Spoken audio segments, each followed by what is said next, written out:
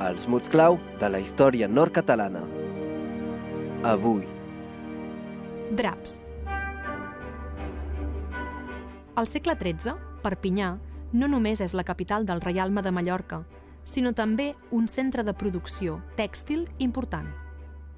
Arreu del Mediterrani s'exporten els draps anomenats perpinyans, de molt bona reputació, que també es venen a Europa endins fins a Flandes. El negoci funciona a tot drap, fent créixer una burgesia perpinyanenca que augmenta el seu poder sobre la vila. La ciutat té, dins les seues muralles, tot un barri industrial atapeït de tallers. Els carrers, situats entre la Llotja de Mar i el Castellet, encara porten el nom de les fàbriques que van ritmar la vida de la ciutat des de l'edat mitjana.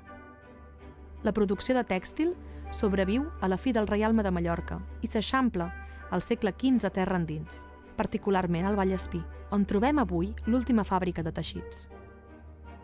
Al cap de gairebé 3 segles d'activitat, el declivi de la producció industrial de draps serà accelerat amb l'annexió a França.